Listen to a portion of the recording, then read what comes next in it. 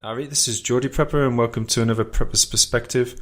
We've got a special guest today, which is Prepper Veteran UK. Welcome to the show, Prepper Veteran. Yeah, good to be here. Appreciate the invitation to be on the show. And we're really glad to have you. So, prepping, what is prepping and how did you discover it? Well, I suppose it's been I discovered it. It's been a transition in my life, I think. I joined the army really young.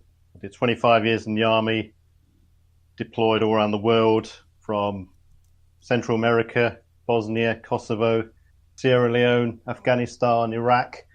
And throughout those particular areas, I've been in an airborne role near enough all that time. And primarily as such, it's been on foot. And because of that, it leads to a self-reliance, initiative, and preparedness mindset to begin with. You know, you're on your own. You might be in a group of 4 or 8 people plus, and what you've got is what you've got. So you're living by contingency all the time. And just about everywhere I went, I saw the fallout of, other people's SHTF situations. They have minimal possessions to zero possessions. Food, water, sanitization, security. This is all an issue in all these places I went to. And I left the army as a warrant officer, class 1. And the safety net above me throughout my 25 years was gone. I was out on the street. It's up to myself now. There you go. So I thought to myself, right, I'm not going to be put in the position that I saw throughout my whole career and the places I deployed to. So I started to develop a prepper mindset, and I put in place various things, basic things to begin with, food, water, a little stockpile just to see me by if anything went wrong. And then I developed it from there. I started studying preparedness, survival, bushcraft, and sort of blended it all into one. So that's how I developed into where I am now. Then I produced a YouTube channel, Prepper Veteran UK, to disseminate some of the knowledge that I've acquired over that time. So that's how I got here. And as far as prepping goes, I'm sure everyone knows that they prepare to some extent. The old adage, if you've got insurance, you're preparing. Why have you got insurance? It's a contingency against something else. So that's about it from that perspective, really.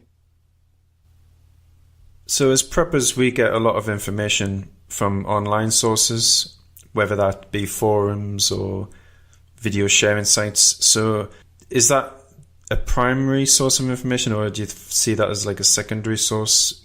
Because you've had your experience in the military and you've done these things that could help in a SHTF. How important is it that people actually do practice things rather than just sat in front of a TV screen and watching YouTube or any other site? Yeah, it's a massive problem. The old adage, you cannot learn just by watching videos alone. You've got to put it into practice. Practice, practice, practice. Get out in the field. Get out, practice your equipment, use your equipment, use it to failure so you can, practice all aspects of that equipment, your procedures, your drills. Use these as if you're in doubt or you're stuck as to what to do next in terms of what aspect to prep for. You've got a problem that comes up, fine. You've got a problem that comes up, you can probably find a solution online, a simple solution. But when it comes to more complex tasks, I'm afraid you've got to get out there, folks, and, you've got to get on the ground and physically do it. My background from comms and security, intelligence, helicopter operations, and CBRN, that was my main sort of aspect of expertise. And for instance, the helicopter aspect of it, you can learn how to select a helicopter landing site and the criteria for it, which is what I put across in one of my videos. But you've got to actually go on the ground and take that information and translate it to real-time events. And I think that's what people got to do when it comes to gaining or watching videos online. Getting out in the field is important, yeah. But what if people aren't motivated? What would your advice be to people to get the motivation to do these things out in the field and to actually practice the skills that they're going to need or perhaps may need if SHTF actually does happen? Right. People have got to realise they can't learn everything online. They've got to get out into the field. And in order to motivate themselves to do it, then you've got to put it into your schedule. Set aside a slot of time, whether it be every day, every week, every month, once a year, twice a year. And once that piece of time is set aside, set it in stone. Get everyone involved, if you're part of a group, with your family, and then you can do it. You can also, from my perspective, what I do is I set aside a specific piece of time every day and then do it. As soon as you break that cycle, then it becomes harder and harder and harder to get back into it. It's like going to the gym. Motivation for the gym is probably one of the biggest failures that people do directly after New Year, for instance. How to keep it going? You just got to keep the cycle moving, set aside a time slot. I think that's probably the best way to do it.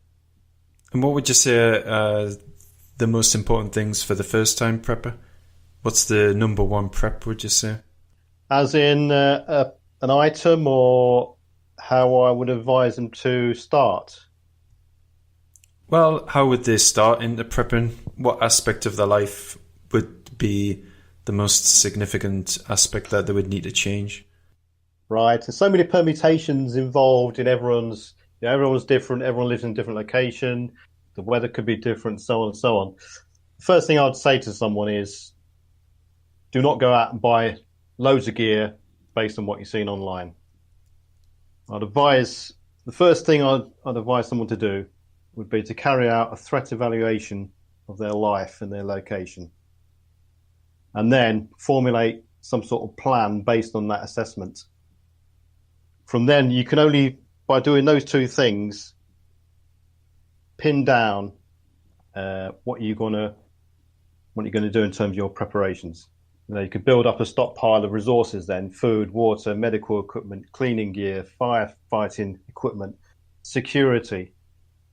Any shortfalls you have, you can then start building a training plan to enhance your strength and your survivability, or your shortfalls, all coming back to that first threat evaluation of your location and your circumstances.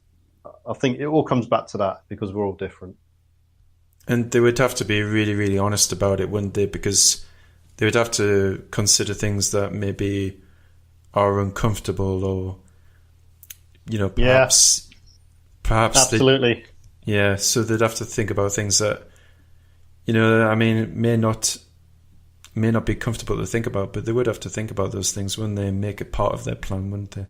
Definitely. I think the number one thing you got to be honest about with yourselves is fitness. Simple things. Fitness has got to be probably the one most self-preservation thing you can do. It's cheap and easy. Can you lift your own body weight? This all comes back to, can you lift your own body weight if you fall into a river? Can you lift your own body weight if you're in a sticky situation, you have to pull yourself out of somewhere? Or are you going to rely on someone else? That someone else might not be around. So, your physical fitness has got to be probably the number one thing I would say not to deny. Take a good look at yourself. Am I physically fit? If not, then it's a training deficiency as far as I'm concerned. Do something about it. Fit it into a time slot and then plan around it. And what about gear? What sort of... Because obviously you say, don't go out and just buy the first thing, but what sort of initial gear should people get, and how would they consider the gear? So what sort of priority would the gear come under? Yeah, you do your threat evaluation, and then you formulate your plan. You keep it simple. A simple stockpile of water, simple stockpile of food, and so on, based on the duration that you're likely to think you're going to be in your location. everyone's got the mindset, the bugging out theory. You only bug out if it fits into your plan, or if the location you're in is unlivable. So as far as equipment goes, it's got to be kept simple. As soon as it comes down to any technical item, fine. If that item breaks, have you got the skill set and knowledge to repair it? Probably the answer would be no. I mean, simple radio, for instance. How many of us know how to fix a radio? Oh, I can't. Yeah, so it's got to be kept simple. I wouldn't go out and buy loads of elaborate gear like a knife, for instance. You go out, a knife could cost anything, a survival knife or a bushcraft knife could cost anything between £11 all the way up to £300. They both do the same thing. They both got the same function, although the £300 knife you'll feel more attached to. So I'd say on that example, have 2 or 3 cheaper knives knocking around than one expensive one that you may lose, and that's that. Yeah, and people have got a lot of attachment to things. It's a very materialistic world, and do you see that as a big problem? Because, I mean, how are people going to cope when, they don't have access to these things that they treasure, things which don't have any meaningful survival use? How are they going to cope? Or do you think they're not going to at all? Yeah, it depends on the actual scenario. If we're talking a large-scale SHTF scenario, then there will be some sort of grace period, I think, depending on the scale of the situation. The grace period, I would say, could last anything up to 5 to 10 years. It would be the deterioration of objects left around after everyone is either died or gone. So you could go around salvaging items from garages, from stores in the high street, and so on and so on. Eventually, that gear is going to deteriorate and go, and we'll all be left in a situation where, the skills to actually make something from scratch is going to be, a real present danger you're going to have to deal with. How many of us can do that again? It's going to be a very limited amount of people, I would suggest, if any.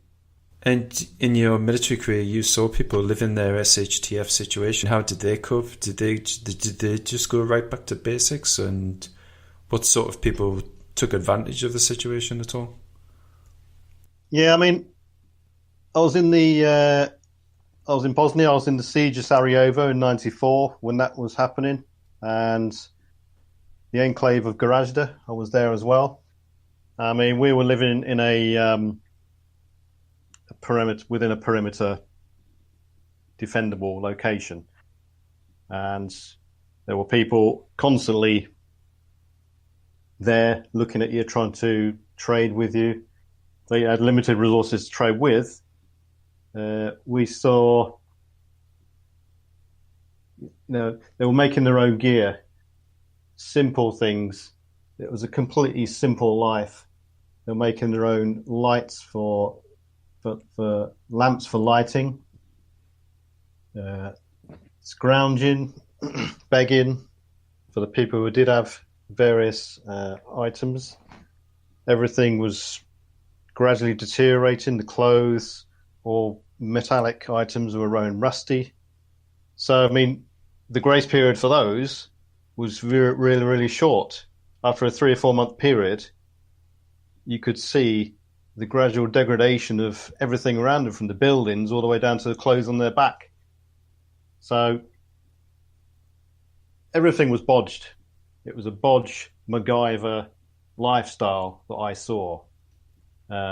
If you wanted something, or someone would approach you and then they'd want a piece of gear, they would have to ask you to trade with them.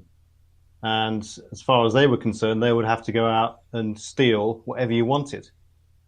Not saying I wanted anything, but one of the main things we saw, again in the Bosnia scenario, was the big appetite for fuel.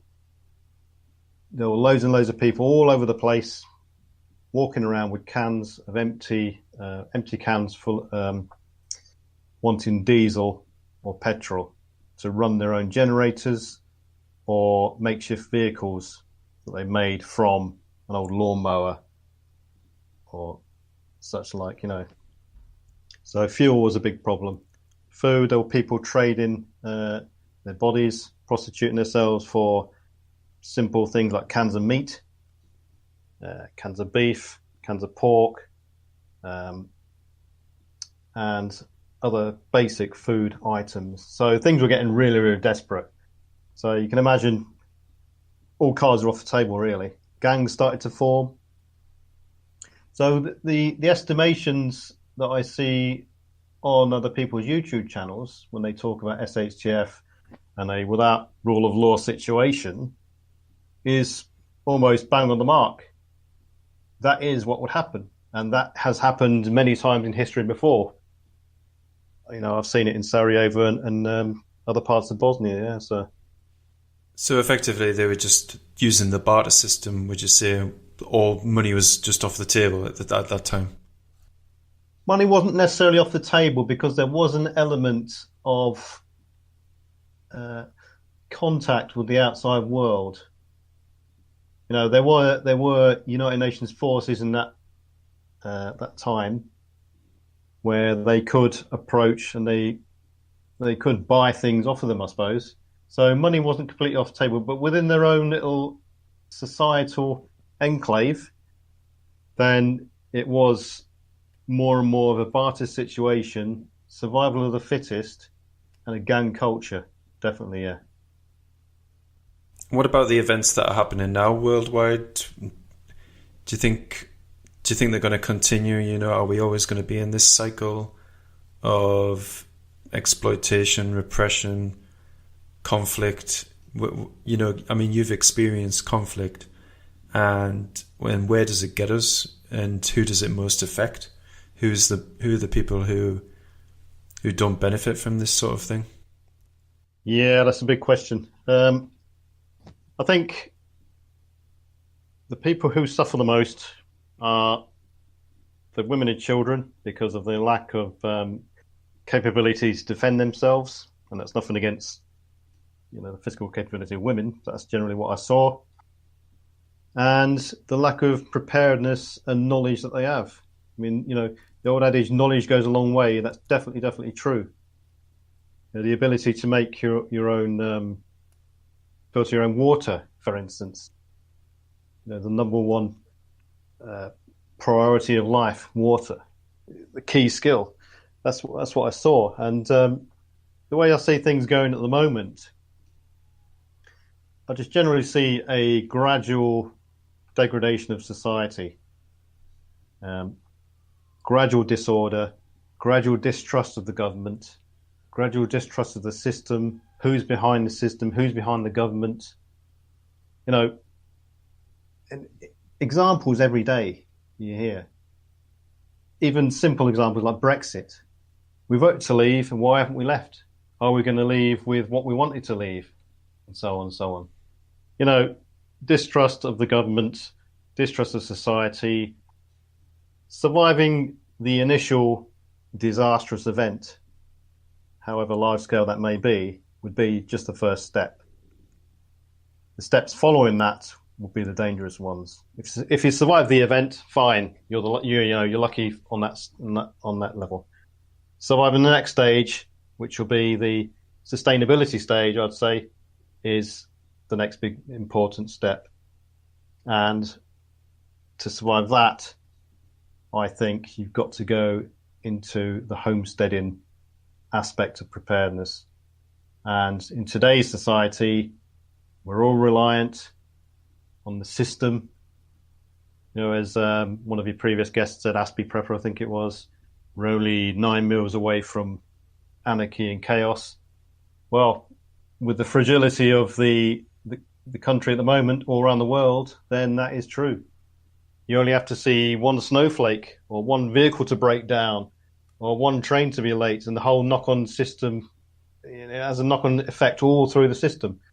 We live in such a fragile state at the moment that you've got to be on your toes all the time, and everyone's out to get you. No one does you any favors. Life is hard, and that's the way it is. And if you don't prepare for any contingencies, then you may, I'm not saying you will, you may fall by the wayside. Yeah, because I mean, I've seen it myself, this degradation in education, and they put people into the world and they just throw them into the system. And you're right, it is a very fragile system. I can't really see youngsters these days being able to look after themselves. I mean, we're almost going to have to teach them, a lot of them, to wipe their own bottoms in SHTF. I mean, we've just seen sorry to butt in. We've just seen an example of that this winter. The National Health System, or hospitals at maximum capacity, emergency states declared in hospitals because of an elevated risk of seasonal flu. I mean, a guy I was speaking to the other day, he spent 6 hours in hospital. He went in there with breathing problems, possible heart attack. They discovered he wasn't immediately going to die. He got left in the corridor 4 hours, and that developed into 6 hours. If it was only, that is just through, from what we're told, seasonal flu. Any worse scenario, then you can just forget that system. You're on your own. Look after yourself. And that all comes back again to what I said before, skills. Carry out your own threat evaluation on your life and your location, get your health up to speed, get your teeth sorted out, formulate a plan, and get your skills up to speed. Any deficiency, get up to speed. Yeah, I mean, the stress on the system, you can just see the breaking point, but people are so reliant on it, and they're almost walking around in sort of really denial, really. And if anything is to break, it has a cascading effect. Yeah, I mean, who do you see at the minute as being the first to succumb to a system failing? Is it going to be the young people? Well, if you listen to what the government says, blame the old folk. They're always to blame for everything. However, the most susceptible to any sort of, the young folk, they've got health on their side, physical fitness. So they're robust in that aspect of their lives. The older folk, if we're now talking about old and young, they've got age against them. So they're a bit more frail. Their immune systems might be a bit lower than everybody else is. However, the aspects of society that I see as being the most vulnerable, I would say, are the handicapped, anyone with sort of a long-term chronic health issue is probably the most at risk, I would say. They will be the first ones to fall by the wayside because most often than not, they're the ones most reliant on someone else. And when you're reliant on someone else and something happens to that other person, again, you're on your own. So if you've got any sort of ailment, sort it out now. I can appreciate some people don't or can't sort it out because of their physical abilities, but I'm afraid, in my opinion, they're the ones that are going to be the most vulnerable. And what do you think is the most immediate threat that people should prepare for worldwide, sort of a globally influenced event? Well, that's a good question. That's the golden question. I don't know is the key answer. It depends on, I would say, on your location and your circumstances. Someone's SHTF could be going bankrupt and subsequently getting turfed on the streets. Your viewers, your listeners have got to understand that a disaster or an SHTF event could be, for instance, losing your house, then homeless. That could have dire consequences, ultimately leading to someone's death. Likewise, hurricanes, tornadoes, flooding, EMPs, the list goes on. I don't know. I mean, every individual is different. It's up to those individuals, it's up to everyone to carry out their own evaluation of their lives. Obviously, there's going to be unforeseen disaster events such as unpredictable earthquakes, meteor strikes, tsunamis, and so on and so on. You would know if you're living in a tsunami-prone area. You would know if you're living in a earthquake zone. Therefore, contingencies. Do your threat evaluation.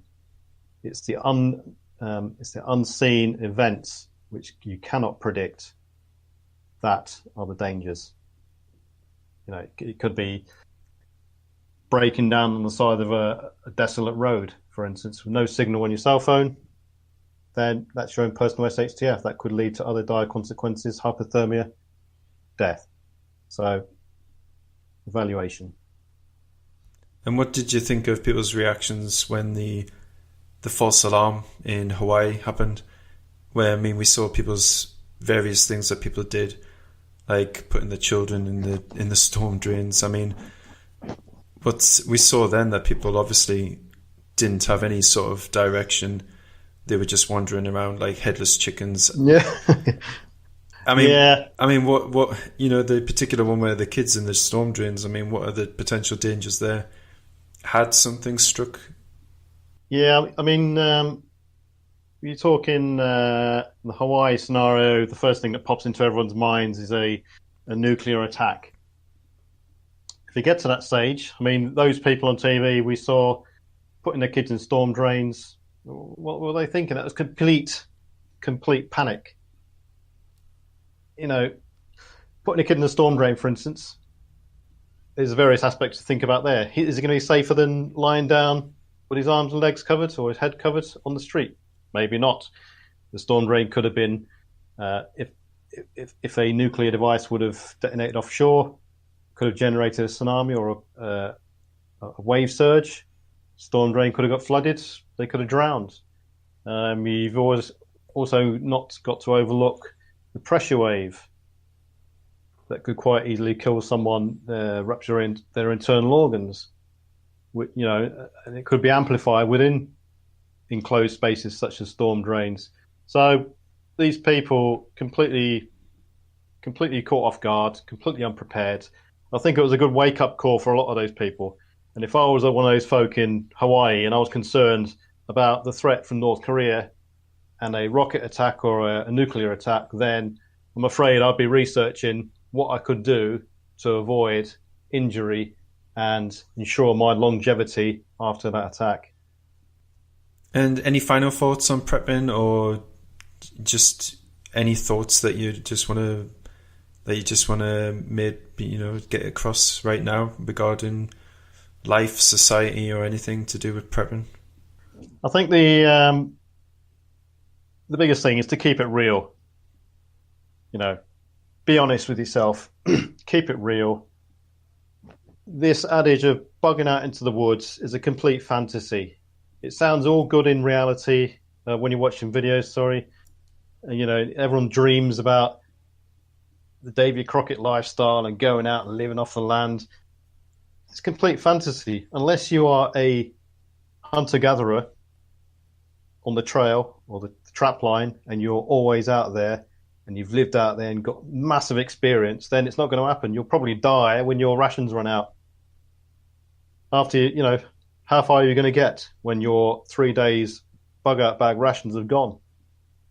You'll probably need to sustain yourselves just to keep your body alive 3 rabbits a day, on average of sort of 800 calories per rabbit, or 4 squirrels, 600 calories a squirrel. Who's got the skill to go out and catch 3 rabbits a day and all the effort involved in doing that, or 4 squirrels a day, every day, for X amount of days? It's just not going to happen. You're probably better off sitting next to the fire and not doing anything and conserving your calories and keeping warm. So, I mean, survival is survival. It's slowly dying. You're delaying the onset of your death until you're found by someone else. The ultimate aim is to thrive.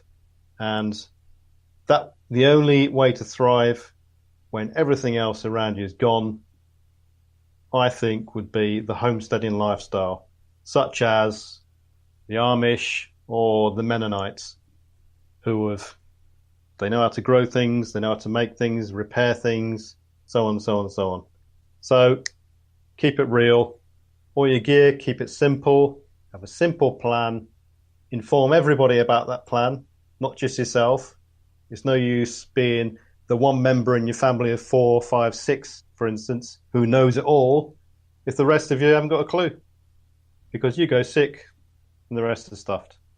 So simplicity and regular training as well.